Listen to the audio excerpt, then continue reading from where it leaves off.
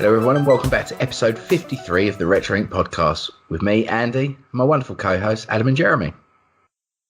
Hello there. How we doing, guys? All right? Yeah, good, thank you. How are you?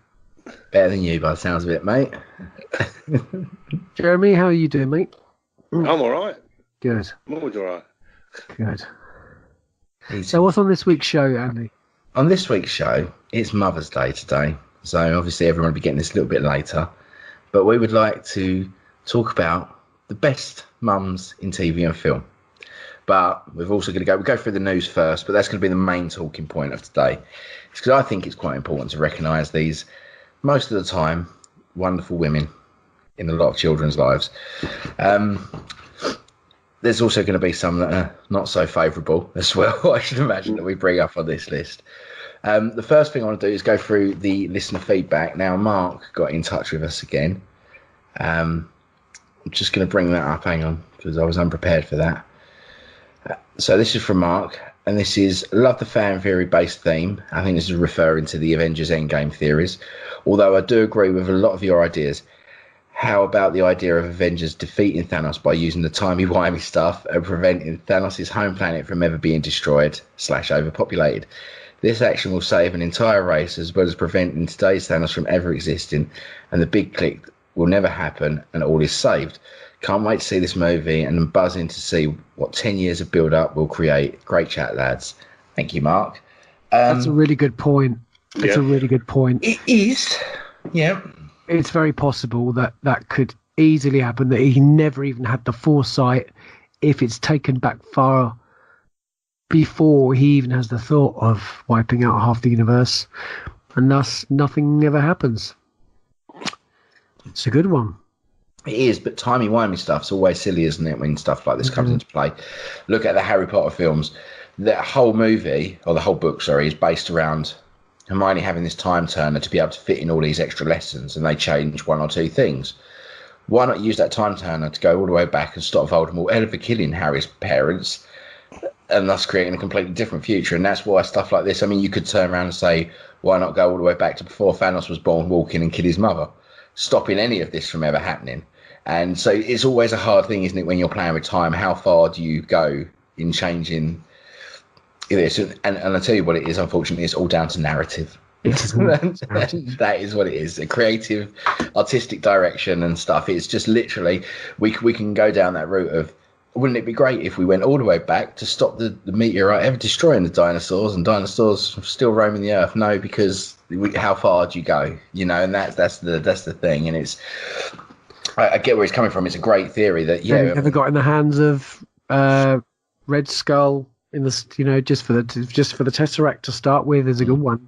I mean, one of the theories I'm actually seeing bandied about at the moment is the obviously the going up his certain orifice, Ant-Man going up a certain orifice and exploding from the inside, which again, it's a no-brainer, isn't it? We could go down the Holdo maneuver route here. We can go down the Holdo maneuver route here of why have we never done that before? And it's those questions that you raise that start to ruin a film. Because why? Because it looked blooming cool when they did the Holdo maneuver, and that's all that matters. It worked for that story, and that's what we have to look at. And I think the theory I like being bandied about at the moment is the fact that Thanos actually sees the wrong in it. Something happens that he actually goes, I've done wrong here. And he reverses it, and thus joins the Avengers in a certain way in his own demise and goes, I'm wrong. This is what I've done is ridiculous. And he sees this turmoil is created. And from that sparks another big bad evil that comes up in the next phase. What we don't want is everything to be wiped out. Everything that we've seen up to this point, we can't have everything just reversed and it just doesn't matter. No. Up until a dream kind of thing. We don't want that. So I would prefer that as a result, actually. I think that perhaps Tony persuades him, Tony Stark, and all of those heroes that are lying, waiting with the Soul Stone will come back to normal. And But I mean, this is the thing. I agree with you. I don't want it to just be a click of the fingers and everything's back to normal again. If this happens, I mean, there will be a reverse here. Obviously, something will happen, and that's how you're going to continue this story. You're not going to have half the world and the universe decimated because narratively it will make no sense because that's just going to write you into a corner. They're going to change it, but what I want that change to have is massive implications for a lot of things. You know, we could go down the Secret Wars route here, especially with the X-Men being introduced, that you know, that a lot of them are even working in the shadows, that superheroes aren't allowed anymore and are completely outlawed because of all of this. So, you know, you don't know where this is going, but I want there to be ramifications on a grand scale here from the end of this movie. That, yes, I think some of the main cast will die, and I think that is how you do this. There will be sacrifices. They've already said that. No sacrifices. No, there will be in this. They've realised Tony has to lay down his life in order for them to progress to the end game. And, you know, not long now. What? Less than a month. So happy days. What? Happy days. Yeah. Happy Absolutely. days, bruv. Nice one. Well, so yeah, cheers for that, Mark. Always get back in touch. We absolutely love hearing from you. If anyone else has got any feedback or any questions they want to throw ourselves, like Mark's top 5 TV series that we had, that was absolutely brilliant. I mean, that gave us a whole show of material to mull over. The next thing I want to talk about is I think you've got more information on this, Adam, because I saw you post it in the group, but the Mega Drive. Yeah, I mean, this has been mooted for quite a while now that they've been speaking about this. What is the Genesis? Yeah, well, Genesis overseas, it'll be called Mega Drive here, I should imagine. They'll probably rebrand it. But this mini Mega Drive, or the Mega Drive Classic, whatever they're going to call it, I can't remember. What is your views on it? I think it is, well, again, we had a release, didn't we, by a certain company which wasn't Sega. Atom Games did one, yeah. Exactly, with, 80 games on that? Yeah. You know, did it sell very well? I don't think it really did. No, my company was selling them for Christmas, and we really struggled getting them out the door, to be honest with you. Oh, did you? I think most of these re-releases haven't done particularly great. I've seen a lot on the secondary market. I think aesthetically it looks really good. That's one thing. It looks really nice. I think until we know whether there's going to be, cartridges being released. I know the Atari 2600. I know there's new cartridges coming out every week for that. So fan-made cartridges, etc. I don't know. I just think that, we've had a Mega Drive released already. I don't think it sold particularly well. I've still seen stacks of them in certain stores in the UK. I just wonder what is going to be built. Well, this is the thing. There's a difference, isn't it? That this is licensed. That's what you got to remember. This is a licensed property, so the emulation is 100% near enough. I should imagine. It's going to be in that high end of being a near perfect copy.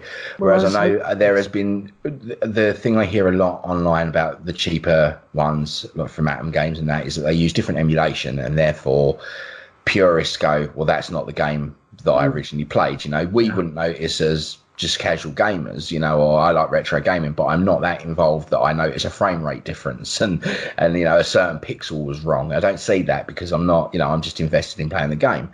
My issue with this is they're saying there's 40 games on it. That's fantastic. That's all you need. A lot of these collectors, I know what you say, you see them in the second-hand shops, and I think that's because they're bought as presents for people our age, from significant others or kids go, Dad, I love that because he used to play them. And he does for 45 minutes, gets left in a room, never used again and shelved. And then someone goes, let's sell that, get rid of it. I don't use it. It was fun while it lasted. There are people like myself that I think aesthetically it looks gorgeous. So I'm going to have it on my shelf, leave it there, and it can sit there and I'll play it when I play it. And it's a great way of playing in these games because it's got HDMI. You just plug it straight into your TV. My issue with it is with the games. The one on the Atom Games one, they're pretty standard Mega Drive games, what I'd expect. The Mega Drive Classics ones you get for the PlayStation 4 has pretty much got everything on there that you would want to play as a casual gamer. This one, to me, they've released the first 10 games for this system, what they're going to be releasing. So it's Echo the Dolphin, Castlevania Bloodlines, Space Harrier 2, Shining Force, Dr. Robotnik's Mean Bean Machine, Toe Jam and Earl, Comic Zone, Sonic the Hedgehog, Altered Beast, and Gunstar Heroes. Now, they're saying it's going to be a host of legendary games, so 40 legendary games. And what I do think I did hear is that there will only be one game from each franchise, which is better because with the Mega Drive game CD, it's Golden Axe 1, 2, and 3, Streets of Rage 1, 2, and 3. And you can say there's 40 games on there, or 80 games, whatever it is. There's not. There is, but they're of a franchise. So Sonic 1, 2, and 3. And let's be honest, for the casual gamer that wants to pick these up and play them, they want to play 10 minutes of Sonic the Hedgehog and go, I remember that, and never go back to it again. Whereas this seems to be that it might be, with those 10 games being released, they've obviously got some biggies there that they're holding back. And I wonder what they are, because the Mega Drive had a great host of great games. It's got Toe Jam and L on it. I don't need anything else. I'm happy with that because I can play that game now. So as much as I'm up for this, I think you're right. Is it necessary? Do we need it? I mean, what do you think of it, Jeremy? I don't know much about it, to be fair. That's all there is to know. That what we told you, really, mate. Yeah. I mean, like, this is literally dropped the other day, 40 games, and it comes with, hang on, 2 USB controllers, power cable, HDMI cable, and in North America, it's going to be pre-orders alive now for $69.99. There you go. That's all the info. There wasn't very much released at all, was there? I like the retro games. I like a game I can do in an hour and then move on. You know, Streets of Rage, you can do Streets of Rage in an hour. It's great fun, and it's a game I can keep going back to because it's just good fun. You know, I like a beat 'em up. I like all those kind of things. If there's a few ones where I can fly along in spaceships and blow some stuff up, I'm happy with that. You know, all of that kind of stuff.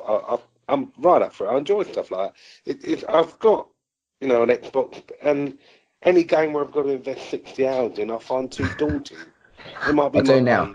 We don't have time now, Jeremy. Things change, and I've noticed it over the last. I even said that me and Stace were talking about it. This new Stadia thing that Google are doing. I'm quite into that because I can't. Well, you know, financially drop £40 to £50 on a game that I might not like. That's the thing. I mean, okay, when the next Elder Scrolls comes out, I will go buy it because I will like it, and I'm a big fan of that franchise. I bought Fallout 4 because I'm a big fan of that franchise. I haven't bought any other games in physical media since then, Skyrim and that, because I don't need to, because I haven't got the time to invest. But like this, I'm kind of with you because I think it's a great way, and I think it's a great way for people that are casual gamers that would play it to have that to hand. My only issue with this Mega Drive thing is we've already got it in several different iterations with the Mega Drive because it is so popular. If you've got a PS4 or an Xbox, you can play these games. If you've got the Atom Games one, you can play these games. And not only with that one, I think it's that one that you can actually plug the cartridges into. So if you've got cartridges, you can play them on that machine. So to me, that's already a one-up on this Mini because I think, or this classic, where they're calling it, because you can't do that on these. And if you've got that functionality, that's like the Polymega we spoke about last week. I think just opening that room up to be able to go, I've got the physical media. You know, there'll be people out there that turn around and go, oh man, I think I've got a box of Mega Drive games in the loft. And they go up and get them out. And then they go back onto the market. They will be played by this person for a little while. And you don't know what rare gems are hiding in people's lofts. You know, some of these games, I sold some at a boot fair that I know now in hindsight, I kick myself the price I sold them for. Now I'm glad that the people I sold them to I know are collectors because they come and saw me on several weeks. First thing to come and see what I had. And, you know, I gave them a high price for some things and they were quite happy to accept it because they knew what it was worth. But you have to be so careful with the things that are in your loft. Like I sold Harry Potter and the Chamber of Secrets for the PlayStation 2. Sold it at the boot fair for £3.50. I went into CEX the other day and I had it up for £25. Right. And no, part of me kicks myself that I even sold it because if I'd known it was that, I would have kept it. But to me, it was just a crappy licensed movie tie-in that I went, whatever. But that's why I like these little minis because I think it's that resurgence. But I just think with the Mega Drive, do we really need it because there's everything else? And that's the only thing I think this could fall on its backside because of that. So, you know, and it is a shame. Yeah, I think... Yeah, I can see where I'd rather see something new and original and different because I think if it doesn't work with another company that brings it out, well, is it going to work if Sega make it? You know, it's the same price as the Atom one, so you know what's really the difference? Yeah, exactly. And I just think with this as well, like I'm with you, something a bit different. I think the Mega Drive was really popular in the UK. So a lot of people had it, and it's not that long ago that I've still got one in my room that's been floating around in my family since I was a kid, you know, and I've got it now because I wanted it. So, but I just think if they turn around and said N64 Mini, oh man, I'd be there, because I think that's current enough that a lot of them they're not retro as much, and not a lot of people have them and got rid of them. And there's a lot of games on there that I really want to play still. But can't you download a lot of the N64 games onto your Switch by using but I could do it onto my phone as well, to be honest with you, mate, to get emulators. But these things, I prefer Sega to bring some more games out for existing consoles and handhelds. I think they should do some budget games, you know, not the massive game a game that takes an hour or two, you know, that they can bring out for a tenner. Mate, this is why you need a Switch. This really is. Switch is the way for indie games. I mean, they're 10 a penny on there, and there's some real great ones that you'll pick up. And they're imagine they're somewhere between phone games and console games. They're that sort of. Yeah, that's what I'm thinking. Yeah, and that, you know, that's a real layman's way of putting it in. It's quite a horrible way of putting it for the people that make this stuff, because they're not phone games. They're a lot more than that, but they're not AAA titles. And, you know, like I say, Thimbleweed Park, I am loving it at the moment. I am playing a point-and-click adventure from the early 90s that I played as a kid, and I'm playing a new one, and it works. It's weird. It's the old 8 to 16-bit style graphics of point-and-click adventures, but it's fluid and it moves, and it's got this, even the voice acting is done of a time of that era, but it just sounds crisp and lovely, and it's a really nice homage to like that era of gaming, made by legends in that era of gaming. So it just works so well. And that, you know, we love retro gaming. I think, be honest with you, I think there's a resurgence we grew up in the gaming generation, the people that grew up with gaming, all of us, you know, we saw the start, the inception and its growth. And we're at that point now where, unfortunately, we're getting old. And we're left behind, aren't we? We are left behind, but we haven't got the time. It's not that I don't want to. It's between coming home at night and falling asleep on the sofa and editing the podcast and recording with you guys. And these are all things I love doing. Don't get me wrong. Obviously, this is a big part of my life, podcasting with you. But gaming used to be. But I don't have time for it. You know, I downloaded Horizon Zero Dawn for my PlayStation 4. I bought it. I don't usually buy games, but it's $12.99. I played it for 2 hours, and that was 3 months ago, because I have not got the time to sit down and play it. And I say to myself, when I get that day off, I'll play it. I don't. I end up painting the garden fence, or you know. This is why I think Sega are missing a trick, because, you know, with mobile gaming as it is, and, you know, existing consoles already in homes, they should be putting more content out, like Namco as well. I mean, again, you know, if you go onto games for your iPhone, you'll find that there is no Space Invaders, no official Space Invaders. There's no official Defender or Tempest. There's, you know, there's a lot of games. Of Sega Forever? Where is that? Yeah, but that's probably on Android. Yeah, well, I don't have a look on there, but Sega actually have been releasing. But, you know, I give them credit, a lot of their classic games. A lot more than Sonic, and certainly I think, you know, they could be bringing out a lot more games for existing consoles and handhelds personally. Here we go. I'll just quickly run through this for you. So, Sega Forever, Sega have been releasing these free versions of their classic games on Android. Now, to be fair, some of the ports don't work because of the controls. They are quite hard. I played some and I'm like, no, I can't play this. But at the moment, you can get Sonic the Hedgehog, Streets of Rage, Crazy Taxi, Sonic 2, Virtua Tennis, Streets of Rage 2, Golden Axe, Sonic CD, The Revenge of Shinobi, Altered Beast, Shining Force, Comic Zone, Kid Chameleon, Rise Star, Gunstar Heroes, Fantasy Star Chronicles, E-SWAT, Beyond Oasis, Vector Man, Space Harrier 2, Decap Attack. It goes on and on and on, this list of games that you can get available through Sega Forever. And again, this goes to my point of the Mini. Do we really need it? Because, like, I mean, I already said one of the games that's on this list here for free is on that. So, you know, there are a couple of the games I've said on that list. Yeah, I mean on the on the App Store, we've got currently Sonic the Hedgehog, Streets of Rage 2, Golden Axe, Sonic Dash, Crazy Taxi Classic, Revenge of Shinobi, Virtual Tennis Challenge. As you got all the same ones on there, yeah. There, Sonic Forces, Football Manager. There's there's a few on there, but I'd prefer to see the rest of their catalog on consoles personally. Shall we move on? Yeah. So the next thing. What else have we had?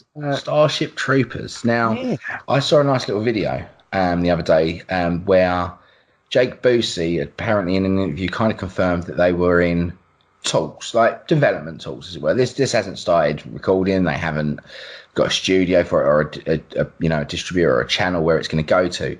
But there are talks from the original creator of a Starship Troopers TV series. On that note, there has been rumblings that Casper Van Dien, Clancy Brown, and a lot of the original cast will return, including Jake Busey, in a capacity for this movie. It is a direct sequel of the first movie, so the other two don't really matter. Thank goodness, because they were terrible. They were terrible because they didn't capture the charm of the first one. And we were talking about this briefly before. Well, the third one was animated, wasn't it? Yeah, but it was a product of itself. It knew what it was. It was a tongue-in-cheek sci-fi action movie, and it knew exactly what it was. It never tried to be anything else apart from stupid good fun. And it done it perfectly. I love this film. I mean, you were talking I love it. Cheesy acting, over the top. I want to say bad guys, they're not, but stereotypical drill sergeants and army generals, and is it Ironside, isn't it? Michael Ironside is the Michael Ironside, yeah. He plays Michael Ironside to a T in that movie, and it does exactly what it says on the tin. And I just think if they do this TV show and have the original cast return, and there's even, possibility of Doogie Howser coming back and Denise Richards and that, because they've all done TV. They all do TV. It's their bread and butter. And this has got a following of fans, this movie. I mean, I don't know anyone that's in our ilk of, viewing and fandom that turns around and goes, no, I didn't like Starship Troopers. Even my wife likes it. It's a stupid film. It's fun.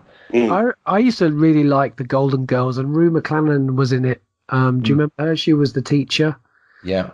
Yeah, I mean, bless her, she died back in 2010. It's just, it's very tacky, very cheesy. It's got some great action, though. And the second one... CGI ain't too bad now, either. So, when it came out, the CG was incredible. Yeah. It was one of the best I'd seen back then. Yeah, and even now, I mean, I watched a bit of it not too long ago, and I was thinking, this ain't bad, this is all right. There's interjections as well in that film. The way the bulletins are. Yeah, it's brilliant. It's like that. It's great. It's very much what Total Recall had. Do you know what I was going to say that to you? It reminds me of that sort of style of filmmaking. Yeah, and he has got a thing there, hasn't he?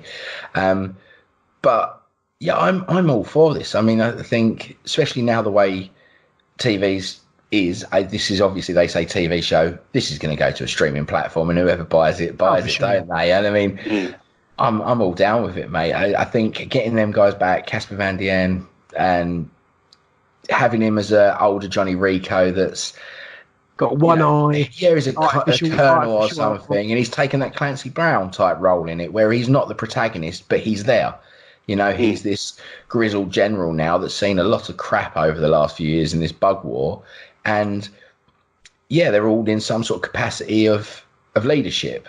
And they're veterans or they're heroes or we could even have something that's happened between it where Johnny Rico's actually kind of not well loved. He could go down the Stargate route of the Kurt Russell character that's just about to blow his brains out before he gets called back into service for something, and it's... Starship Troopers is great. Do you think we'll get Denise Richards and Dina Meyer returning as well? We can only hope. I said to you about my Wild Things VHS when I was growing up. They had certain blur marks at certain scenes where I'd paused and rewound. But I'm Starship Troopers, man. It's great, isn't it?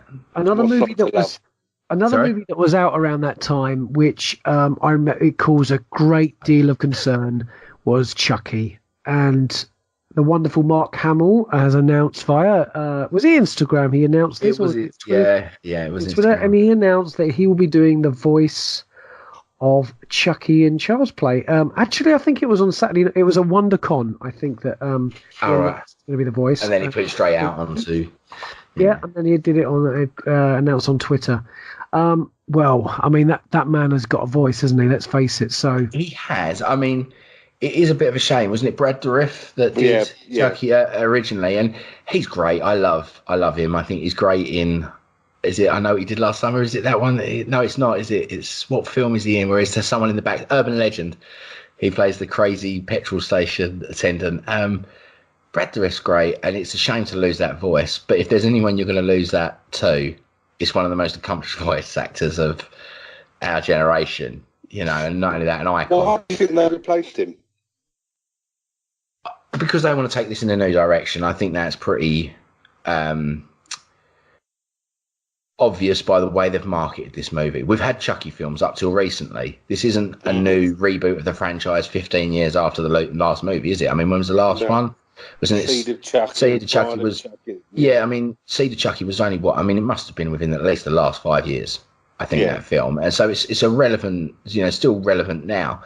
And the way they're marketing this is it's a reboot essentially. And I think the way you reboot stuff is by rebooting it and changing most of the thing, especially the voice of Chucky, because I think that goes to all the fans from the past. Sorry, this is something different, not more of what you're expecting. So I wouldn't. This is obvious. Chucky's always been one of those, not B movies, but lower budget horror movies, hasn't it? It's never taken itself too seriously. Where I can see this as the start of a new franchise of the Chucky, and we're going to see him probably 2 or 3 films, I should imagine, out of this. Yeah, if it's anything like the Annabelle ones and that. I was hoping it's better than them.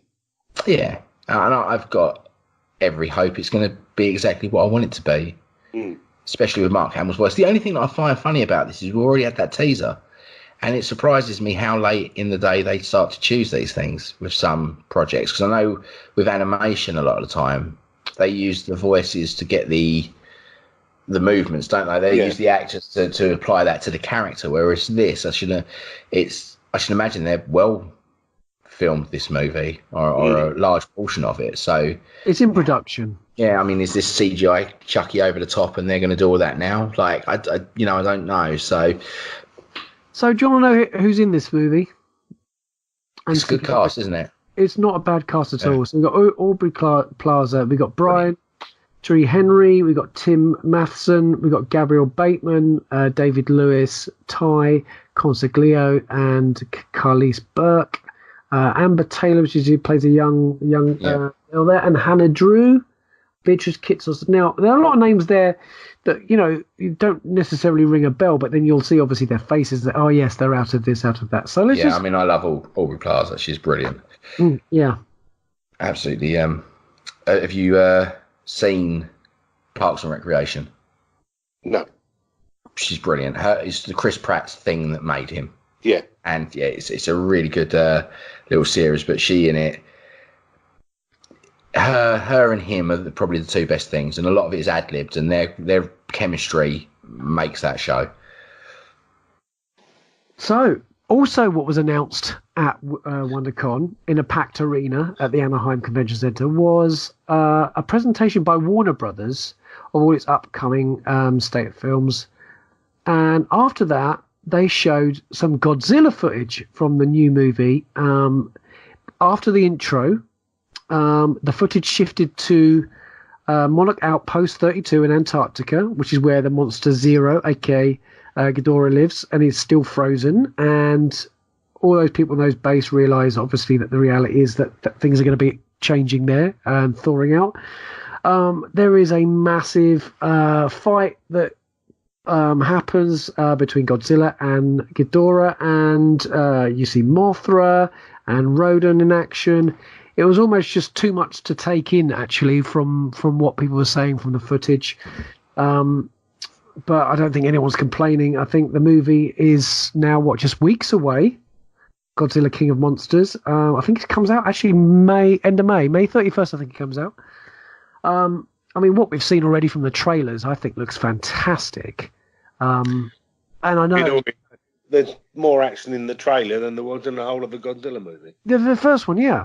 And I think this is exactly what is needed. We need to see some decent monsters, and this film has got all of them in it. And we've got the wonderful Bobby Brown in it too. So, what's there not to like? Two can play at that game. Yeah. It's her prerogative. Exactly.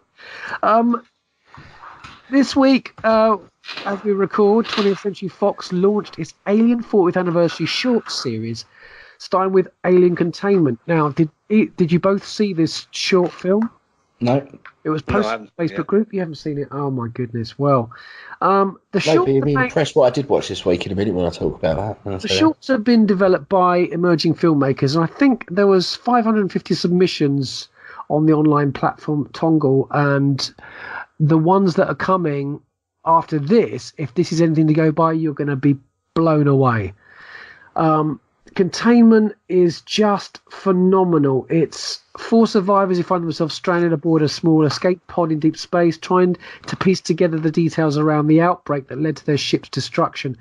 And they find themselves really unsure to trust on whether or not one of them might be infected.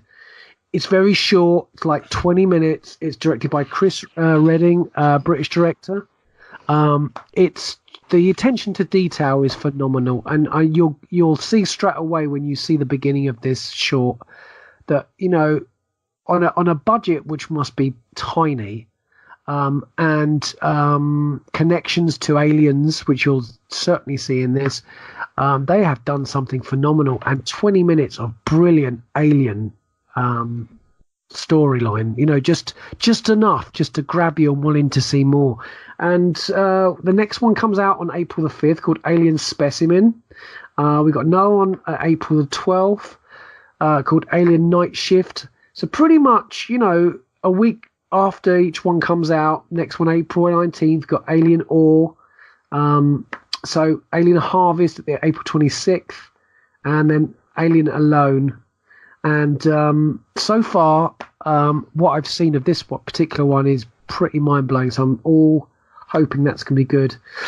All the reviews as well that we've had for Shazam and it's doing pretty well, isn't it? Us has been phenomenal. It was Jordan Peele, mate. Yeah. It's going to be great. Pet Sematary reviews have been coming in as well, and that's looking rather awesome. We've got Hellboy coming soon. Can't wait for that. Of course, got Endgame this month. But I think you should definitely go and check out the Alien short. I will do, mate, because on your recommendation this week, or today, this be more specific, 6 a.m. this morning when I woke up really early, I watched the first episode of Love, Death and Robots. Right. The first one. Cracking, isn't it? Yeah. Really good. Like, literally, I was like, I don't want to watch this. I don't want to watch this. Why does he think it's good? I bet it's going to be loads of... And then 5 minutes in, I was like, this is beautiful. Like, I want this to go on for years. Like, the wonderful thing about this is that every other one is just a little bit more beautiful, a little bit strange. They're all completely different animation as well, which is just superb. So yeah, some of the animation it's like absolutely stunning. It is. It's like, you know, this even the ones that don't look like they're going to be stunning are stunning in their own way. Yeah, but it was, to me, it was almost like someone got like the brain. What's his name? The guy who wrote Snowpiercer, not Snowpiercer. I'm losing my mind here. William Gibson. This is from the creator of Dead, who did Deadpool. Yeah, I know, but I just think it's like someone got William Gibson's brain about, cyberpunk, and injected LSD into his brain, right? And then went right, like draw this beautiful, weird movie, like short movie about fighting monsters that are robots that are controlled by whatever it is. It's hard to express how blown away I was by the imagery in it. It is So unique, that idea. I mean, it's all because they were beasts, weren't they? They weren't robots. They were beasts, and it was just like this beautiful love child. Someone said, "Just go crazy. Just imagine the most amazingly fantastical thing you can imagine in a neo noir cyberpunk fighting arena, and go crazy." It was like I was watching Real Steel with monsters and steroids. You know, it was stunning, and honestly, it was one of those that I've watched and I thought, I've got to watch this now, and I think you'll love because they're nice. They was bite size as well. Yeah, you'll love them. They are just so good. Yeah, I am sold. They're all good as well. They're all good, aren't they? They're all really. Do you know, you two did it, and I listened to the IGN podcast, and Simon Cardy on there, one of the guys, said about he'd been watching it, and he was raving about it too. And I thought, well, that's three people. The opinions that I respect that have said it's good, so I should really watch this. Yeah, it's another They Live, I think. Yeah. Not 30 years late. So, yeah, well done. Thanks for that. Yeah, I'll watch it. You're welcome. Yeah. So is it time for mums and mothers? It is. As it's Mother's Day, we're going to go through this, and I don't think we're going to do a top 5, but I just wanted to do some, respect those mothers out there that have done a really good job, whether it be on film or not. And I wrote down some of the ones that I think are pretty good mums. And there's one on here that I think is the mum of all mums. She is. It's probably better than my mum, to be fair, because my mum's not as kick-ass as this one. But yeah, we'll go through them. So I have got some on here that I think are very bad mothers as well. All right. And someone here that are honourable mentions of, I don't even think you could really class them as a mother. But that's just one name, and I think Jeremy will appreciate it. But my first one I wanted to mention was Lorelai Gilmore from the Gilmore Girls. Now, have you two ever watched that? No. I'm not afraid to admit it. Not only have I watched it, I've watched all of them twice over, probably nearly 3 times over. I'm an avid fan of the Gilmore Girls. I think it's a lovely, quaint series of a mother and daughter relationship, and it's beautiful. And Lorelai Gilmore is amazing in that. Lauren Graham plays Lorelai Gilmore, and she's just fantastic. Their relationship is what, and I know my wife has the same. She hopes she has that relationship with our daughter because she's amazing. She's strong, she's independent, and she does her job. Who have you got, Jeremy? Well, my first one is a from my childhood, and that's Angie Watts. Again? Standards, if anyone doesn't know who that is. Yeah. Because she wore lycra, had really big hair, and was quite bossy. And I thought, as a younger man, I thought, that's the kind of lady that I liked at the time. Brian May liked her as well. Well, she copied his hair, but I married him. Angie Watts. Yeah, Did she? Angie Watts. I mean, I wouldn't want her as my mother because things would have been inappropriate. But she's a strong mother figure. Keep it clean. That's the only one that's not that clean. That's what well, she apart said. from no, you're going. Someone else have a go because I've got a few. Adam? Well, I think as a 70s boy, used to put the telly on, and on Saturdays about 5 o'clock, Happy Days started, and Marion Cunningham, mother of Richie Cunningham, Ron Howard, Joni Cunningham, and her husband, she was just awesome. She was traditional homemaker. She occasionally had the empty nest syndrome, as she's at home most of the time by herself until the Fonz turns up, and obviously she liked him quite a bit. She made several attempts to pursue careers such as her musical career, but she just remained a beautiful, wonderful, caring wife and mum, and she was just adorable. That's lovely. My next one is Sarah Connor. Hey, I've got her on my list. Good. Sarah Connor. A bit obsessive. Yeah, but she did half love her boy. And I tell you what doesn't she do for him?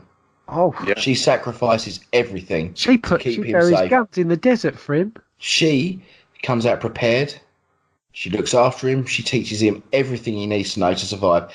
The kid manages to keep away from both Terminators that are on his tail for the first part of that movie because of the training that his mother gave him. And not only that, she trained him and then sacrificed herself and got put in that place to keep him safe. Yeah. Mm-hmm. Right?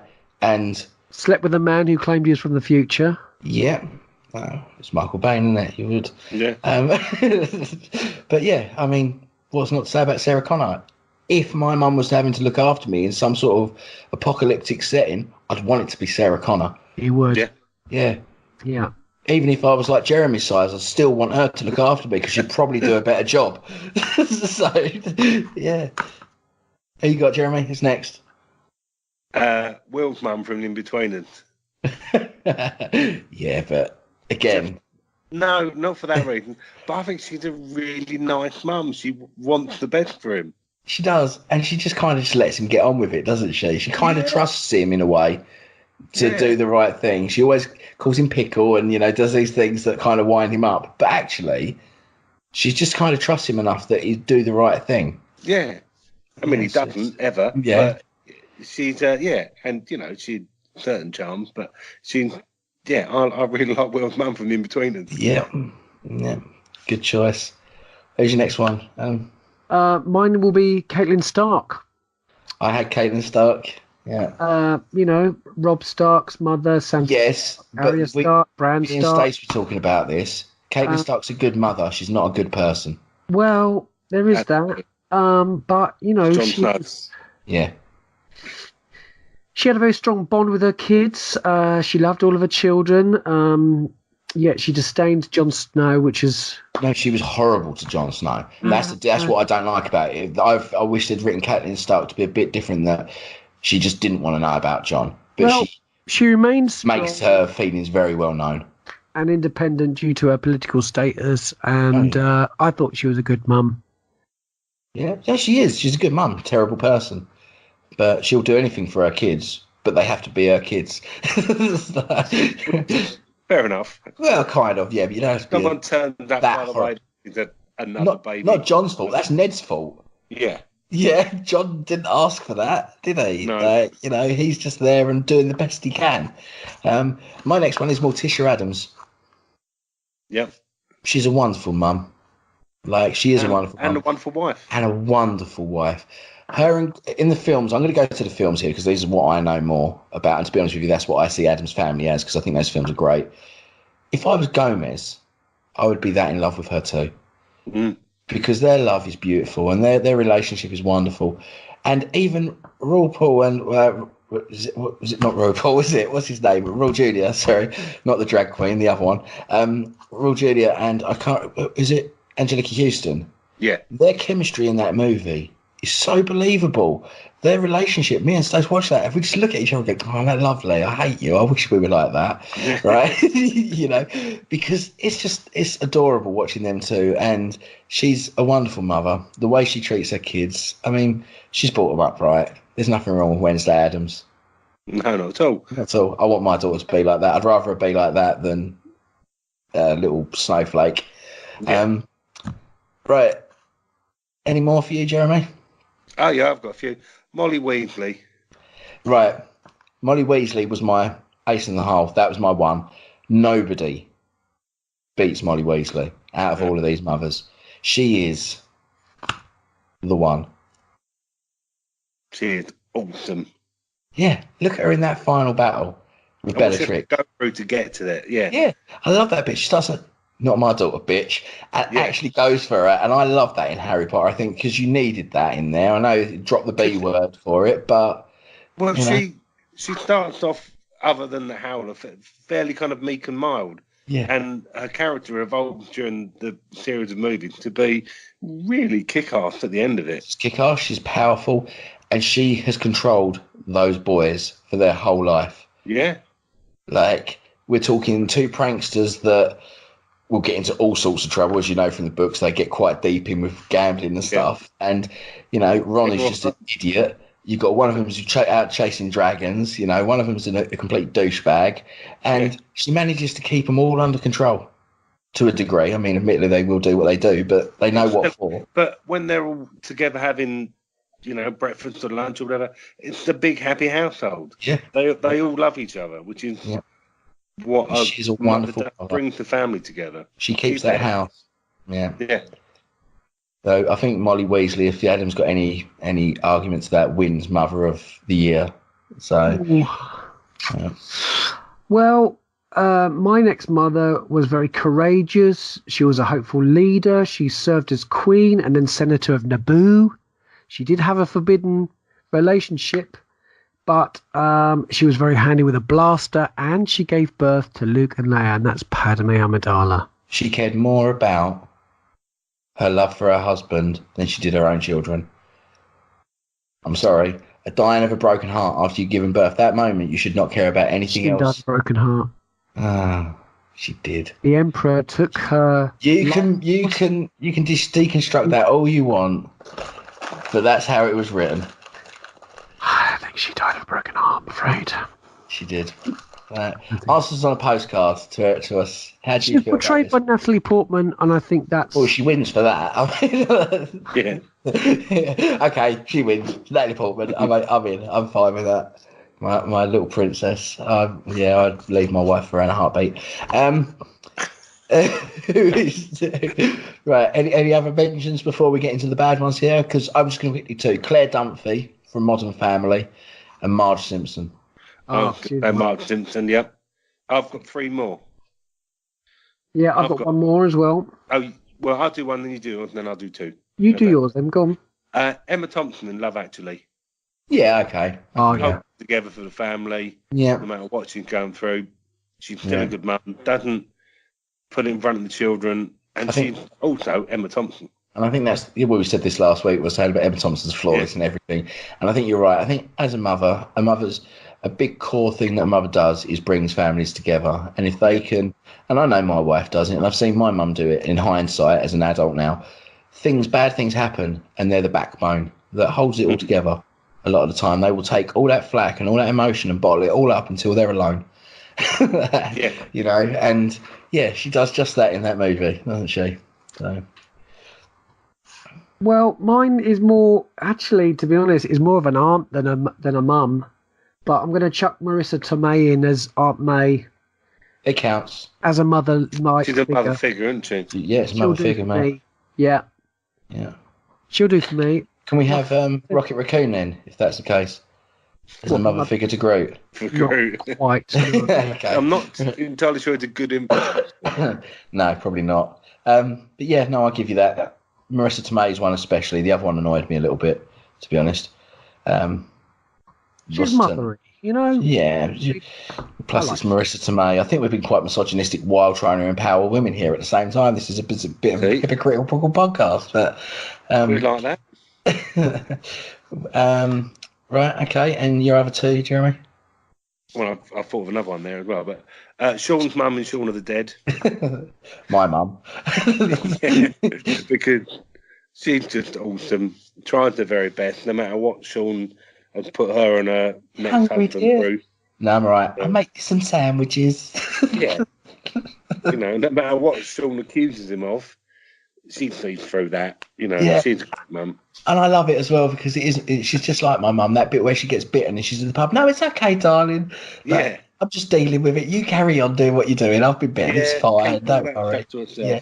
I'll deal with this. It's my problem. Yeah. That's a good mum.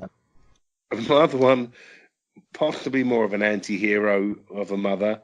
I don't know if either of you watched it. The Santa Clarita Diet. Drew Barrymore's Drew Barrymore's character. Okay. Fair enough. I think she's great fun. She's still, even though she's undead, she's still trying her best for her children. Yeah. Well, I love it's Timothy Oliphant in that as well, isn't it? Yeah. I love him. I think he's a great underrated actor, him, and so is she actually. She's in some good stuff. Well, no, she's good in some bad stuff. Yeah. That's the trouble. She's the high point of those things. Yeah, totally. Like even the Charlie's Angels films, out of all 3 of them, she was actually probably the most enjoyable one to watch in them. Yeah. They're just bad films. Yeah. So, right, bad ones. I'm going to quickly go through mine. Cersei Lannister, obviously. Yeah. Right. That is just the one. I mean, I said to Stacey at first, we were talking about it, and I said Cersei Lannister is a good mum. She went, well, she does love her children, but maybe just a little bit too much. And she turns pretty much, lets Joffrey get away with everything and turn into a psychopath. So not so much. Because really, she should have turned around and given him a slap. He'd have been a psychopath no matter what, I think. Yeah, that's genetics. That's what happens when you have sex with your brother. And then you get one that's a complete pushover and falls out of a window. I got Joyce Summers from Buffy.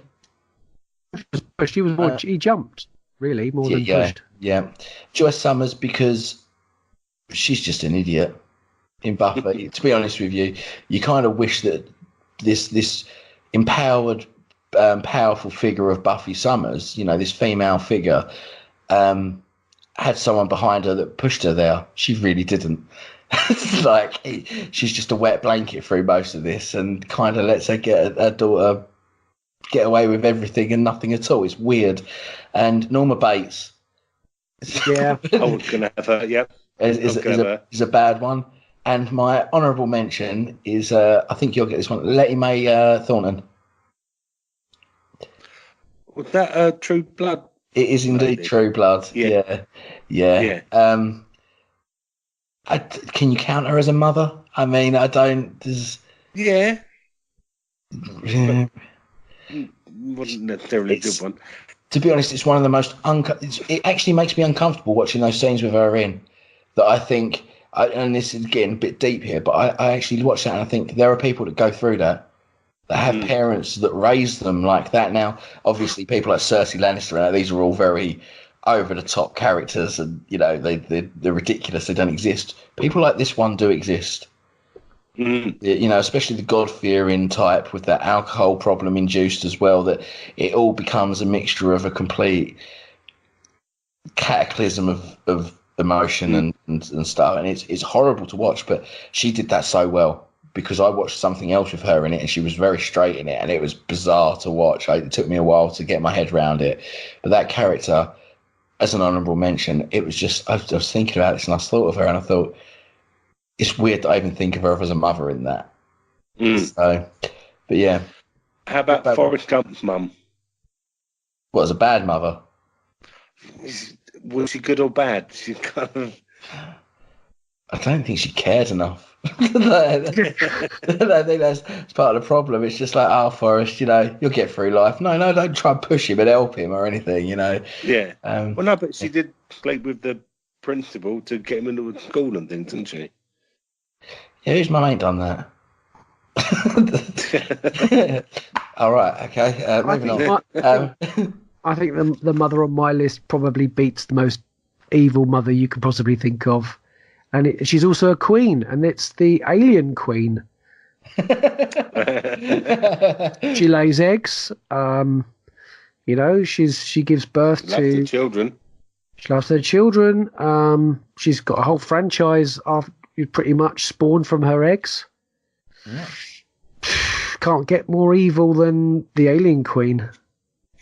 Who's also a mother. Was she evil? She wasn't evil. She was just trying to survive. She was just trying to survive, laying her eggs, but, call a lion evil. Look at the devastation her children have caused. Yeah, she didn't raise them right, did she? She didn't raise them right. No. Vegetarians. There's that one, he's the black sheep of the family, he's a banker in London. Yeah. They don't talk about him. He's let them down. Okay. And any more bad mums that we can think of? What about the mother from Alien? Mother from Alien. What about the mother from Terminator 2? Oh, the stepmom, the foster mum. Oh, was she a stepmom? Yeah, the one that takes the phone call. Yeah, because he was living with her, isn't it? While Sarah Connor's in the institute. Yeah.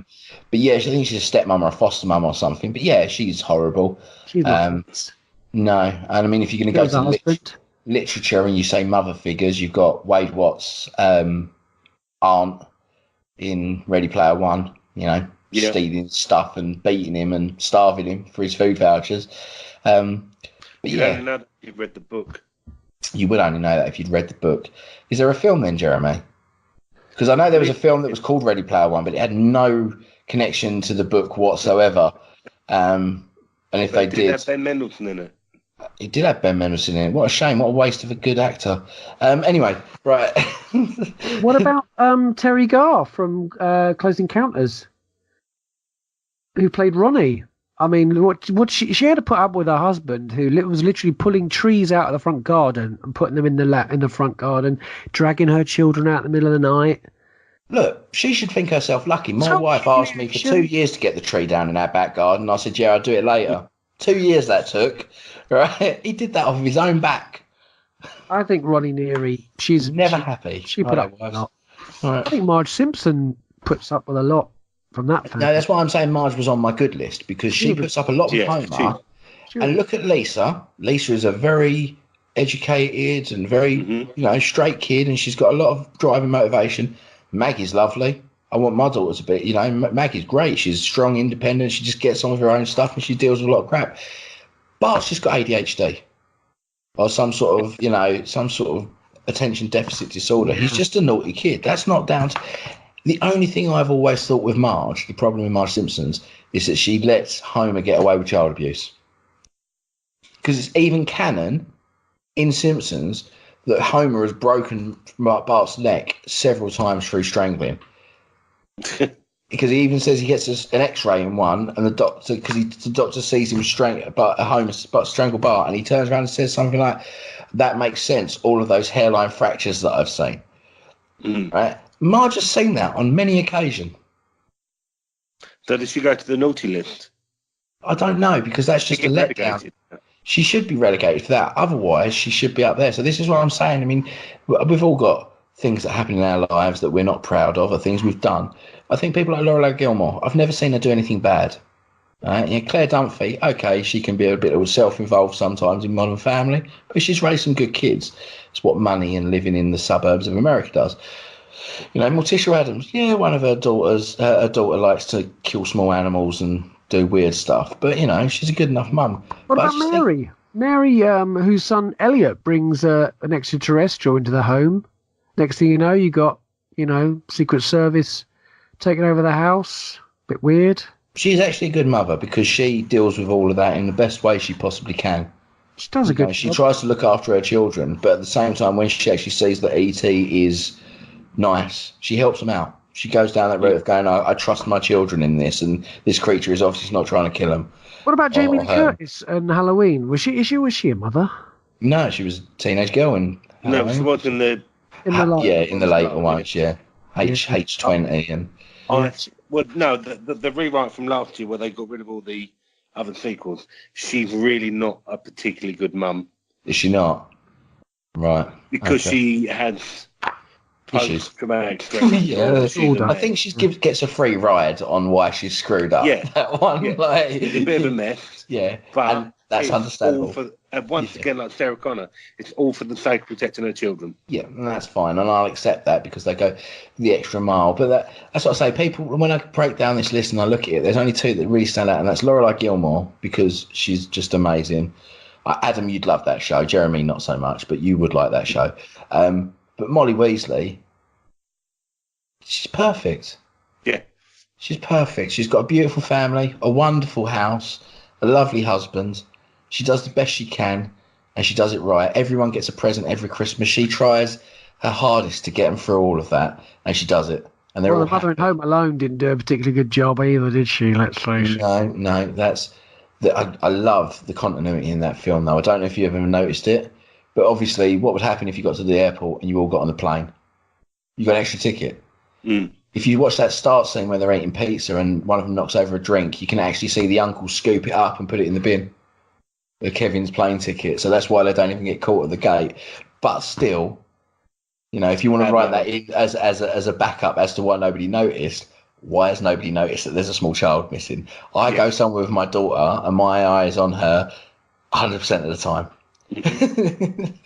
Especially going for an airport to a different country. If I've got my daughter with me, I better just check. No, your luggage is more important.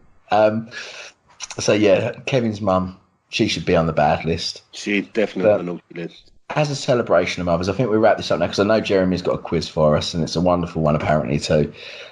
It is Mother's Day. You haven't heard it yet. happy belated Mother's Day to all the mothers that listen to us. Keep on mothering. Rock on. So, Jeremy.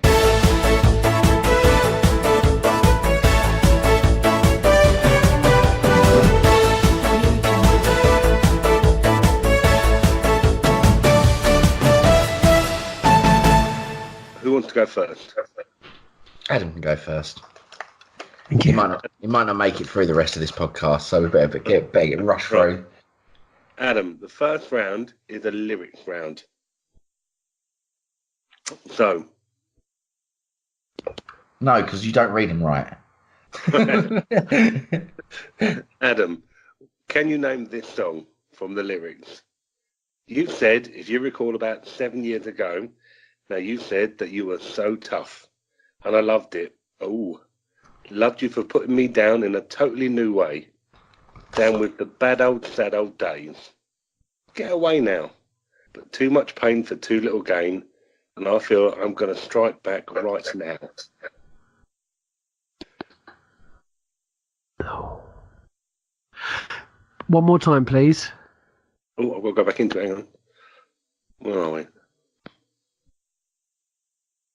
You said, if you recall, about 7 years ago, now you said that you were so tough, and I loved it. Oh, loved you for putting me down in a totally new way. Down with the bad old, sad old days. Get away now. But now, too much pain for too little gain, and I feel like I'm going to strike back right now.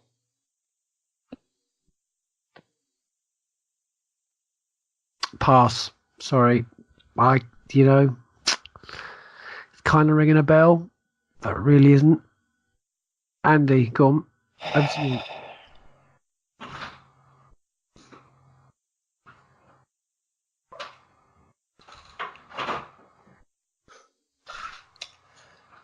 Now, I think I know who sung it. I'll give you a point for that if you do that. Hue and Cry? Hue and Cry is Labour of Love. Labour of Love, thank you. Yeah. Okay. Right. Well done. Couldn't have told you the name of the song. Yeah, Labour, one of my favourites. Right. That's an oldie, mate, that is. Yeah. See, because the way you read it out is He does it, yeah. So good. Right. Okay. There's a melody, but it's not the right one. Yeah. Yeah. Right. Andy, your one. It's a little bit shorter, I'm afraid. Okay. Give me time to realise my crime. Let me love and steal. I've danced inside your eyes. How can I be real?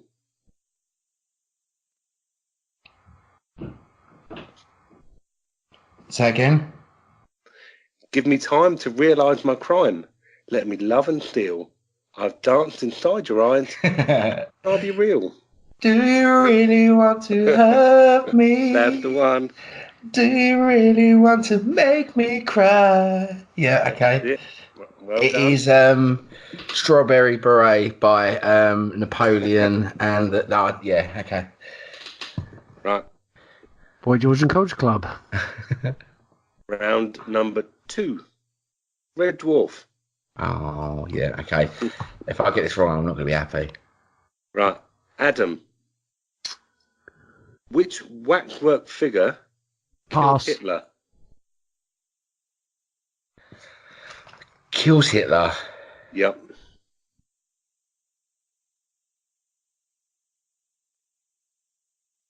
It's not Winnie the Pooh, is it? It is Queen Victoria. Well done. Boom. I couldn't think of what queen it was then, but it's Victoria, yeah. Okay. So, this is your question. Who was Lister dating and lived with? And he gave his memories to Rimmer so he could know what love felt like. Oh my god. This is in season 2. Thanks for the memories. Oh my god.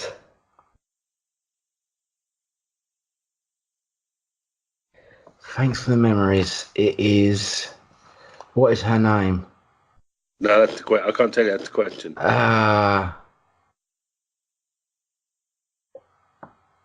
No, not Lisa. He's taking a lot of time here. Ah, Don't think he knows it. I do.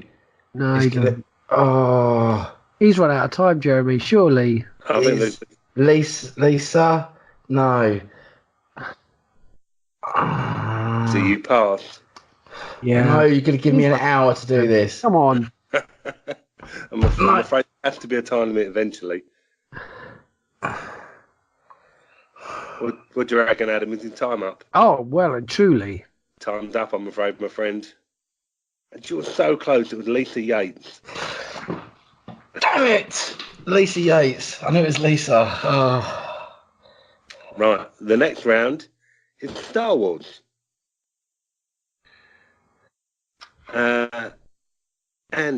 Adam, sorry. Yes. Can you tell me what movie in 1974 also starred Peter Cushing and Dave Prowse?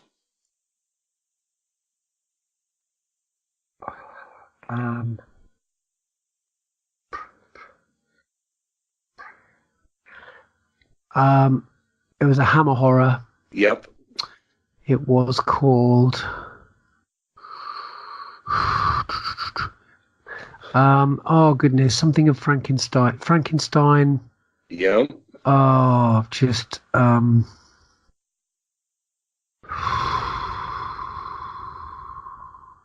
Don't you Google this, Andy? I'm not Googling, mate.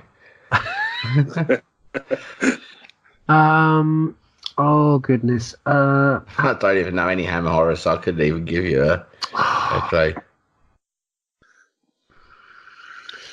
Well, I've got a little bit of time because obviously he had a bit of time. Yeah, I did have loads of time. I'll give you that. I'll tell you what, because you're behind, I'm going to give you Frankenstein. And it's Frankenstein and the Monster from Hell. Oh. Because you'd have got there eventually if we I give would you have enough done. time. It was Frankenstein Monster, and that was just the last. And I don't get Lisa. Well, not For really. Lisa Yates. You're already in the lead. What are you worried about? Yeah, because it's Red Dwarf, and I should have got that right, and I am next really question, upset with Jeremy. myself. Next question. And I did do that just for you as well. Right. Andy. Mm-hmm. Oscar Isaac and Adam Driver have starred in another movie together. Could you tell me what it is?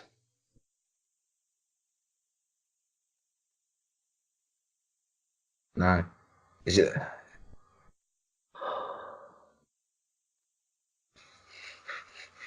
Well, obviously it's recent.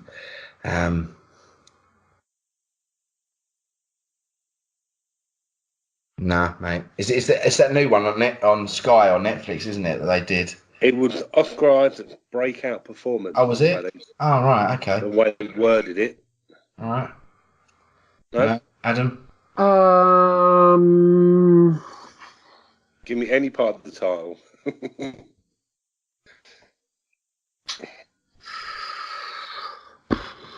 Okay, let me just go through. It wasn't Dun,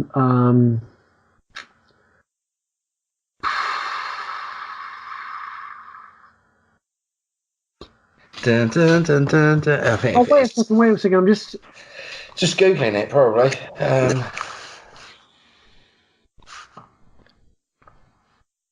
Lisa Yates. Man, I should have got Lisa Yates. no, I can't remember what it was called. It's Inside Llewellyn Davis. Oh, yeah. There you go. The next round is the Prince round. You said there were Star Wars questions. That's not a Star Wars question. It's Star Wars question. David Prowse was in which? That's not a Star Wars question, is it? Don't worry. Don't you worry. Prince. Yes. In what year did Prince Andrew marry Sarah Ferguson? Okay. You've listened to Radio X, haven't you? They do a similar quiz on there. It's nasty, that is. I'll have a guess. At 1986. Bang on. Well done. Andy, in which year did Prince Philip marry Queen Elizabeth? And I know you're a royalist, so you should know this. Prince Philip, Queen Elizabeth. Should they what? So I'm sure I should know this. You're right. I'm gonna have to skip this one, I think, mate. Have a guess. It was after the war. It was just after the war. When did the war end, Jeremy? 45, wasn't it? I'm afraid I can't tell you because that'll be a clue. Okay. Does this go over to me? No. Give me a second. You have a guess. I'm going to have a guess because I know it was just after the war. So it wasn't. I'm going to go 1947 on the premise that the war ended in 45 and they wouldn't have done it the year after. Well done. Well done. Yeah. That's the correct answer. Right. Right. I have watched The Queen on Netflix, just saying. Adam. Yes. Who directed the 2004 Thunderbirds movie? Was never seen again. Frakes. Jonathan Frakes. Well done. Was it really? Riker Well from done. Star Trek. Yes. Wow. Andy. Who directed 3 Men and a Baby? Richard Donner. I'm afraid that's incorrect. Adam, would you like to pass that over? Oh. It was. I need the points, so I've got to get this right. It was. Oh. I just realised the connection here, and I know who it is now because of the last question. It has got something to do with the last question, hasn't it? Yeah, I just realised that little spate of films that he did, and it's a weird one. I know this because I think this is referenced in the documentary about him as well, isn't it? Yeah, I remember seeing it in there now. Oh, that's confused me now. Nah, you've had your time. Oh, really? Do I get half a point if I get this now? He hasn't. No, because you had your chance. Okay, it's Leonard Nimoy. It is Leonard Nimoy. Oh, God, yeah. Yeah. Right. The next round I'm calling King of the Britons.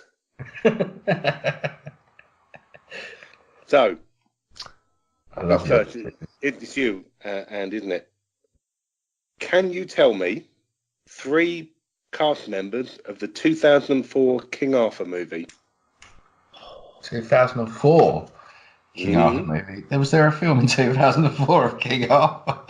And it was called King Arthur. It's not the one. There's a recent one as well, isn't there? That Yeah, that was with David Beckham in it.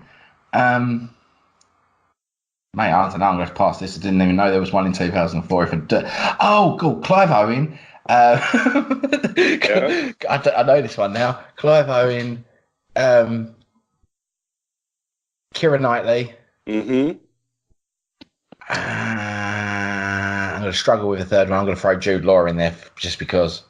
No, see, you can't get it if you don't get the actual answer. Oh, can I have a go? I'm afraid we'll have to. Do you want to pass it on. over? Yeah, because they're the only ones I know. Okay, you've got You can have Joel Edgerton Oh, from you did Star drum then? Wars, and you've also got Yep. Mads Nicholson as well, Yep. and I was going to say Keira Knightley.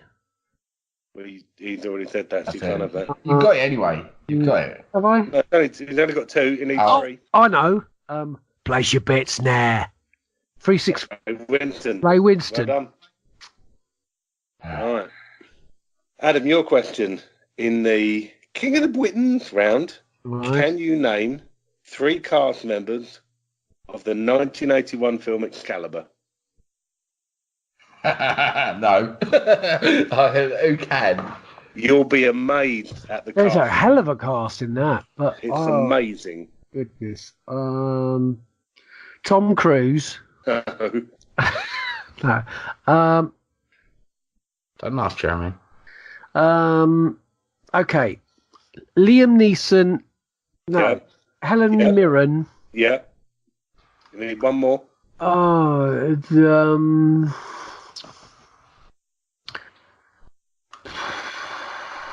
I'm running through the blooming film in my head.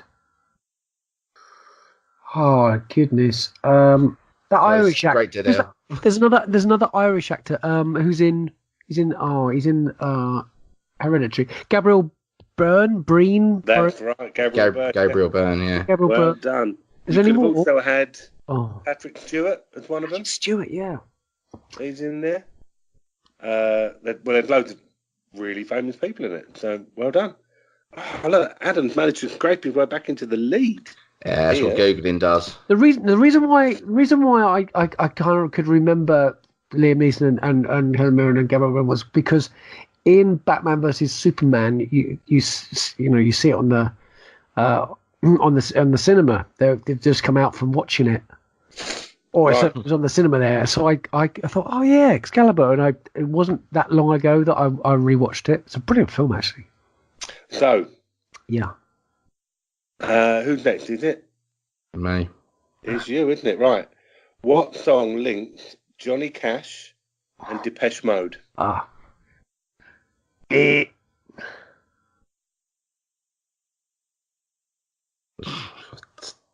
don't know any Johnny Cash songs apart from Hurt, so I'm going to go with that.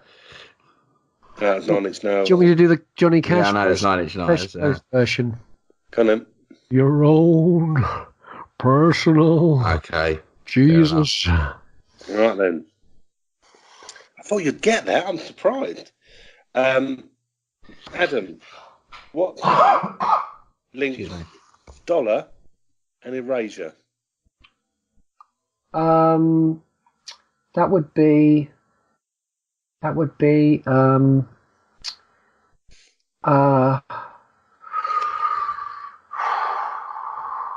God, it was their very early single. It would be oh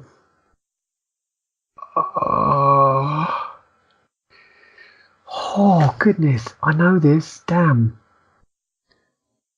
If anyone's listening, you go take a little break. So sorry. So sorry. Get yourself a cover. It was. Oh goodness. I'm gonna have to start. I'm gonna kick myself when you tell me the answer. Yeah, I think we're gonna have to introduce a timer here. Yeah. Pass. Andy, do you want to have a guess? Well, hang on. What was it? Who and who? Erasure and Dollar. Little Respect. No. Ola Moore. Ola Moore. Yeah. Only song that I know. No, I could tell you their name of. Okay. The next round, the Tom Cruise round. Oh. Yeah, it's not going to be. It's about short people and stuff. It's probably got mini-me questions in there. Actually, about Tom Cruise. Cruise missiles. No, Tom Cruise, the diminutive actor. So, Andy. Mm-hmm. In what movie is Tom Cruise's character Pete Mitchell? Pete Mitchell. Pete Mitchell. That's a terrible name, isn't it? Pete Mitchell. Days of Thunder. No. No, it's not. Adam, would you like a guess? Character name.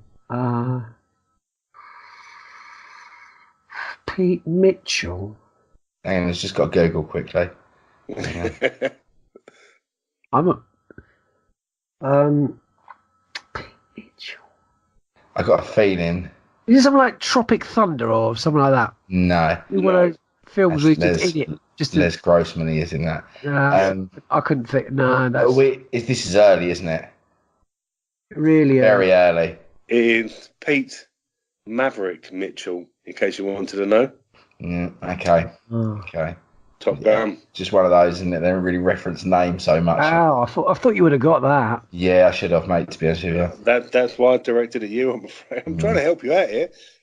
I prefer Cruise sci-fi than Cruise other films, to be fair. Right. Adam, in which movie is Tom Cruise John Anderton? Oh, come on. Right. You know this, and I'm going to get really annoyed, even if you have to think about having to look or think about it. You should know this. John Anderton. Oh, my God. Don't worry, you get to answer it in a minute. Well, in 10 minutes at this rate, you give him so much more time than me. Right. And I'm trying to think of our listeners. I'm not a massive fan like you are. Right, I need an answer. Okay, I'm giving you an answer here. I'm either going to say Mission Impossible. Right, I'll take your first answer. Minority Report. Minority Report. Minority Report it is. God, yeah, of course it is.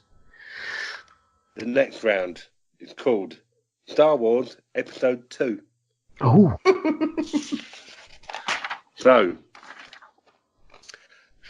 Andy, can you tell me the first 12 Star Wars figures that were released? No. Oh, come on, have a guess at least. Okay. Luke. Yep. Leia. Yep. Vader. Yep. Sandperson. Yep. I'm going to say Sandperson for the benefit of you there. Yep. A Jawa.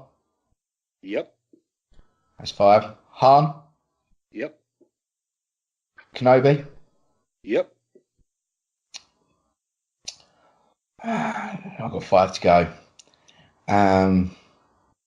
3PO. R2. Yep.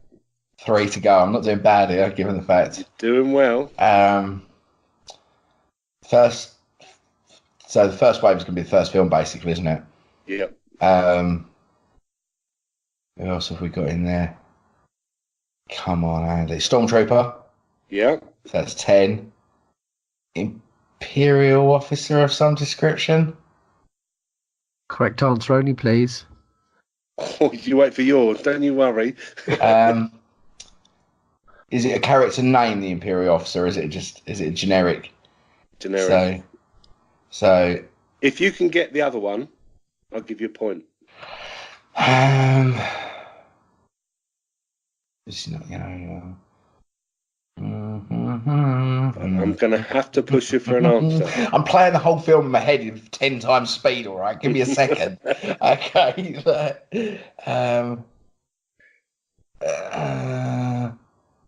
You will kick yourself. Chewie. And Death Star Commander. Oh, Death Star Commander. Come on, Imperial Officer, Death Star Commander. I'll get a point for that. Come on. You a point for that. Thank you. Now, because you're now level pegging. Family show. Adam, can you tell me the last 17? Yes. Of course I can. Can you wrap it? Pop up R2D2. Yep. EVD9. Yep. New Matt. Thing is, my collection is over on the other side of the room, so I cannot see him. Hamill Carbonite. Yeah. Imperial Dignitary. Anakin Skywalker. A Man.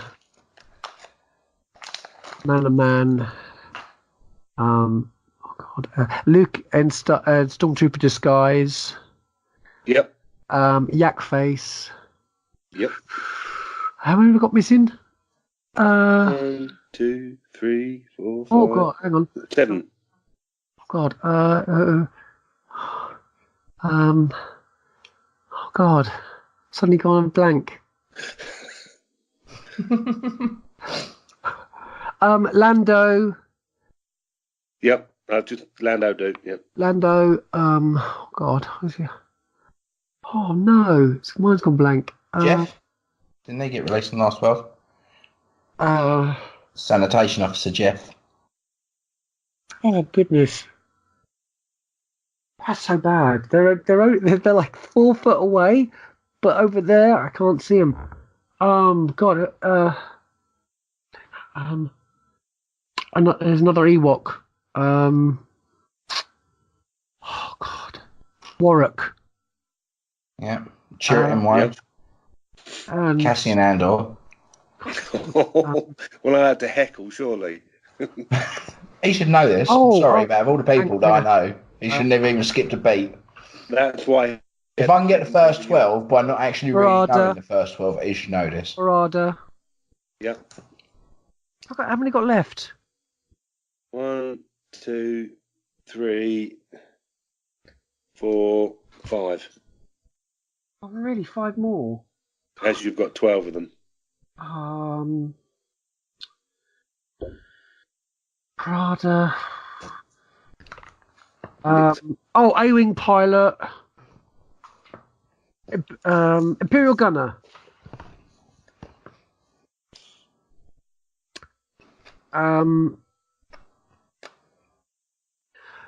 Luke Poncho from Endor. Luke Poncho. Oh, Luke in a poncho. I thought that was a really weird character I'd never heard of, Luke Poncho.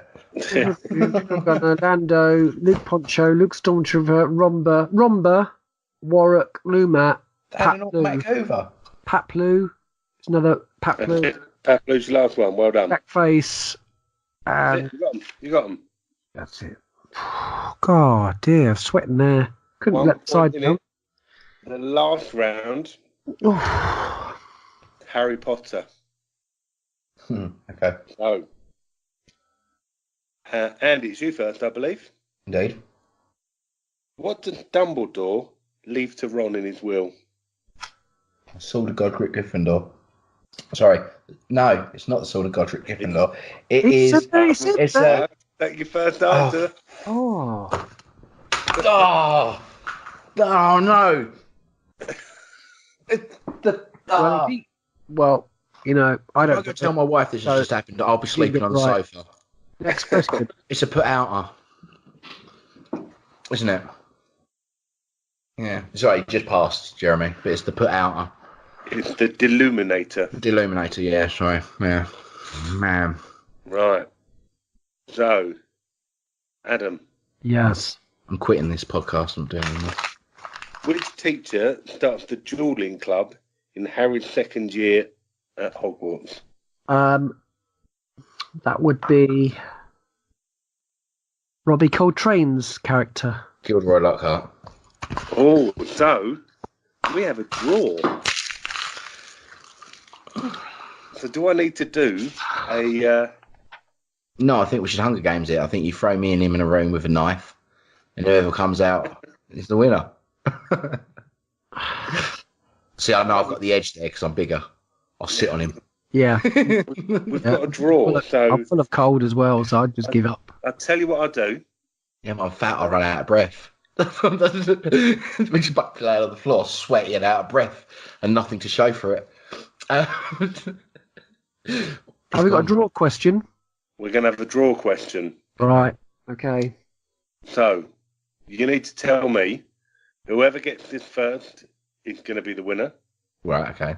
Quick fire round. Tom Cruise played Brian Flanagan in what movie? War of the Worlds. No.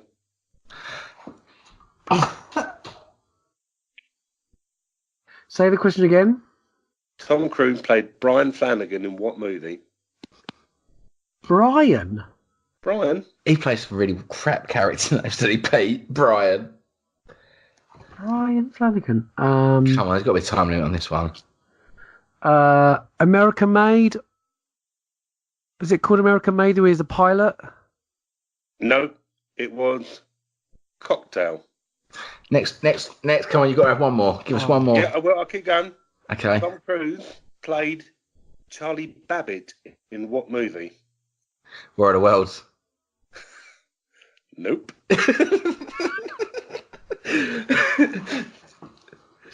Oblivion. It's Oblivion. No, right, try again. No. Tom Cruise played Cole Trickle in what movie? Oh, come on, you got that's a memorable name. War of the Worlds. No. Any other guesses? Days of Thunder. Collateral. No, it's Days of Thunder. It was Days of Thunder, but you both gave me a wrong answer first, so you can't have that. Tom Cruise played Lieutenant Colonel Bill Cage in what movie? Oh. I want to say it now just for consistency of my stupidity, but I'm not going to because he's not. He plays who, sorry? Lieutenant Colonel Bill Cage. That's a cool name, that is. I wish I'd had that in my action hero list. Bill Cage. Anyone want to guess? It's open to either of you. Few Good Men. Nope. It was No Googles. Oh, Gentleman and no. Officer. Officer and a Gentleman. No. He's not in that, is he? For July. No. Born Tom for Cruise July? played Ray Ferrier in which movie? War of the Worlds. Yes. Yay! I'd run out of movies by then. I knew that one. As soon as you said it, I was like, I know that's the one. Oh, that was long, wasn't it? We got there at the end. So basically, what that whole quiz has shown is that we're two people that do a movie and film podcast about popular culture and know nothing about popular culture. No, I think you did all right, actually, Well, because yeah. you both got 7 points apiece out of 10 questions. Oh, okay. Oh, I got 8, didn't I? In the end, Well, the listeners- Eight in the end. I'm a sore loser, but I'm an even worse winner. In your face, in your face. You see me at the end of this year when I'm holding that trophy that I've made, and I haven't got. I'm only doing it because I don't want to pay for the postage and packaging. To be fair. That was close. Well done. That was a close fought one. Well done, Adam. That was a formidable opponent tonight. Oh, You wait till next week because your questions are going to be so hard, the pair of you. But they're not. They weren't even that hard because you got 7 out of 10 each. Yeah, but I got ones. I'm annoyed at myself because I should have got Lisa Yates, and that is. I put these questions. I try and make Unforgivable sure for that me. the questions I give you each are ones you're more likely to know. Mate, I know it. I even said Lisa. I had Lisa in my head. I just couldn't because there's even the quote in it in the memory on the tombstone is in the memory of Lisa Yates, and I had it in my head in the memory of Lisa. I just couldn't get that last bit, and it was like, oh, damn it. See? Yeah, good quiz. And I know that Adam's a big Thunderbirds fan, and I'm really pleased he got Jonathan Frakes. Well done. That was a tough question. That is. I mean, the only reason why I got Leonard Nimoy off of that for the next one was because of that, and I realised the road you were going down with your questions there. Yeah. And I suddenly thought to myself, I watched that documentary made by his son, and I'm sure they mentioned it in that or something around that. I saw Leonard Nimoy did that, and I went, "You what?" Like Leonard Nimoy directed obscure that. film you can think of that he would direct, but he did. Well, Jonathan Frakes was going to directed call a it lot a of- Star Trek round, but then it would be too obvious. Yeah, see, Jonathan Frakes directed a lot of the Next Gen. He jumped in the director's chair for quite a bit of that. So when you said that, it's a surprise to me that he directed Thunderbirds because that's quite a big property. Yeah. But at the same time, it doesn't surprise me he directed it. Whereas Leonard Nimoy to direct Three Men and a Baby, Yeah. Jonathan Frakes is at least in that nerddom sort of sphere of stuff. Whereas, you go from one of the most iconic characters in sci-fi ever to I'm going to direct a film with Tom Selleck and Steve Guttenberg about a baby. It's just, it's weird. I thought we both did really well. Thank you, mate. You're not going to do well next week, the pair of you, because I'm did terribly last week as well. I'm going to make this extra special. All right, I'm going to specialist subjects for the pair of you two, and then I'm going to do nothing at all about them like you did to me. So apart from the fact that I did do 2 Red Dwarf questions and 2 Harry Potter questions, which I know you're fans of. Yeah, I got 2 of them wrong. Well, that's more to do with your ineptitude, I would say. It is ineptitude. There's no other reason for it, mate. Great quiz. I must admit, when I was thinking what it was, and I thought that the Dumbledore question, the first thing I thought was the sword because it gets left to them, and it does. Yeah, because I've seen it recently with the kids, and thought, well, that'd be a good one because it's more obscure than Gilderoy Lockhart. Yeah. So I gave you the more obscure one, and Adam the slightly less. And I think why it was in my head was actually, that little shop I showed you the pictures of with all the alien stuff the other day. Went in down there on Thursday night, we just needed to get out of the house. And we went out on Thursday, and we went into that shop, and they have the Sword of Gryffindor in there hanging up. And, I was oozing over it for about 10 minutes and asking my wife why I wasn't allowed to spend £170 on a sword. Well, what was obscure was that I've only seen 2 Harry Potter films, and you asked a question, who was the teacher, and I knew that one. So, well, to be fair, Harry Potter is quite a big, it is nerd. We should know pop this. culture thing. It just shows we are. I It's thought a Sunday. Maybe you'd have seen it. It's late. we got some excuses. No, you did get the Dave Brown Peter Cushing one virtually. So. Yeah, I'll give you that. I wouldn't have had a clue. I don't know. Yeah. I don't watch Hammer, to be honest with you. Never have. It's the deep cuts. It's the deep cuts of Star Wars, though, that I really, really love. Is the actual, the grounding of it all, where the stuff that I don't know. Yeah, but to be honest, I was surprised when I was listening back to the quiz last time we did the Star Wars one, and I couldn't believe that I actually knew those deep cuts that you didn't know. But I've watched the movies, but that's the limit. And things like... But you're a nerd. You're a Star Wars nerd. I met you because of Star Wars. I was just there because there was friends. I didn't really know anything about it. Clearly, I over... studied to become friends with people. Right, what's this Star Wars thing? I need to learn everything about it. Right. Yeah, but if it's not mentioned in the movies, I tend not to know it. Yeah, I know a few of the other things. To be fair, I'm the same as you. I mean, I know a lot of mine through media, like video games and that. As of the books and the expanded universe, apart from what I've read up, it was never for me. The Clone Wars again. I was like, I didn't even know they'd given him a. See, I knew about that, but because what I did with stuff, what I do with stuff like that is because that character interests me. When I hear people talking about stuff like Rebels or Clone Wars, I listen to it because to me it doesn't matter that it gets spoiled because I'm never going to really watch it. And if I do, to be honest, I think knowing that will help me process it and enjoy it a bit more. That these things happening because. When I watch Clone Wars, don't really like it, but when I've seen some of the ones with more than that, and I'm like, this is cool. Because this is a character I can relate to and I get, but I'll more listen to things about this stuff and take it and process it in that way. And that to me gives me just as much fun because I know that expanded universe is there. So, that's a, right. But anyway, next week, look forward to your quiz. I'm going to wrap up now. I'm going to pass over to Adam to do the outro because he does it so well. And well. I know we are professional and I know we get it all out there, but I think he compacts it in a nice bite-sized chunk that is a lot more palatable for our listeners. Yeah. So. Okay, well, before we say goodbye, we have to say a very warm welcome to a new member of our Facebook group who joined us last week, and that is a young gentleman called Ryan G. Welcome, Ryan, to the Facebook group. Otherwise... All right, Ryan. Otherwise, watch that one. You have been listening to the Retro Inc. podcast production, a member of the Star Wars Commonwealth Podcast Network, and you can check out more from the Commonwealth at StarWarsCommonwealth.com and take your first steps into a much larger podcasting world. This has been, of course, a Retro Inc. podcast production, and their hosts have been Jeremy and Andy, and you can check out more from us at the Retro Inc. podcast.co.uk. You can join us on Twitter, Instagram, the Retro Inc. Facebook page, and our community on the Facebook group. And if you're not on there, why aren't you?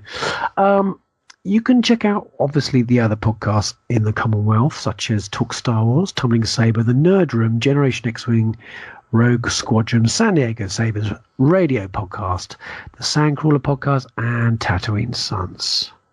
So please like and like our Facebook page. Please give us some comments and send us some questions if you have any, and give us a 5-star review on iTunes, which would be fantastic. We'd really love that. And I'd just like to add on the end here, if you're feeling slightly lonely tonight and you haven't got the money for a premium rate number, give me a DM and I'll send you Adam's mobile, and he can speak to you in that husky, sexy voice of his there. That does sound like a slightly middle-aged lady doing the ironing. But either way, it's somehow got to go because it's kind of getting me going a bit. So can you say something else there? Thanks for joining us on this week's podcast. Please share this podcast with your friends and get your friends involved in our community on the Facebook group. Are you gentlemen watching anything this week before we go? Anything that's... I will be watching more Love, Death and Robots. I watched Moana today again because it's a wonderful film. It'd be great to hear what you think of the complete series of Love, Death. Yeah, to be honest, I was going to go see again Captain Marvel this week, but I have just been so tired. I actually fell asleep sitting up yesterday and forward on my sofa. I was going to get up to go to bed, and I fell asleep while leaning forward. So yeah, that's the tired level I've been this week. Jeremy. You've got anything I'm gonna Saved binge or- the new series of Santa Clarita Diet because it's out on Netflix and I love it. Yeah, That'll be my week. Good stuff. Wonderful. Thanks so much for listening to this week's show. Join us next week when we'll be talking more Retro Incorporated. Bye for now. Laters. Hasta la vista. I'm not saying anything. I'll be seeing Not you. saying anything. Giving up. Giving up with it. There is no catchphrase. There's no goodbye. Adam says goodbye. That's the end of it. So you're cutting all this out? Cutting all this out. He'll probably stay in.